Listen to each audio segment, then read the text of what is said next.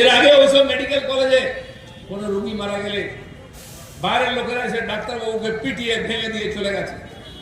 তখনও কয়েকদিন ধর্ণা দিয়েছেন, কর্মবিরতি করেছেন এই ডাক্তাররা। আবার মানুষের মুখের দিকে চেয়ে তারা বসে এসে আবার চিকিৎসা করছেন, আবার ডিউটি করছেন।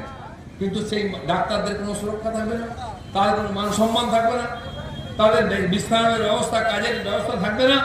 কেন ভাবে চলতে হবে? কি অপরাধ করেছে? তাহলে মানুষ কি করে পরিষেবা পাবে? একজন ডাক্তার যদি হসপিটালে ভয়ে ভয়ে আসে, যদি ভয়ে ভয়ে ডিউটি করে, তাহলে কি করে ট্রিটমেন্ট করবে? মমতা ব্যানার্জি একবারও বলছেন আসুন আমি আপনাদের সুরক্ষা দেবো, কোনো সমস্যা হবে না। কারণ তাহলে যে চুরি ডাকাতি চলছে ওটা বন্ধ হয়ে যাবে, সেটা উনি চান না।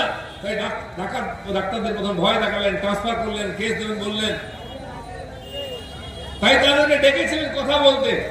ডাক্তাররা বলছে কি কথাবার্তা হচ্ছে সেটা সবাইকে টিভিতে দেখাতে হবে।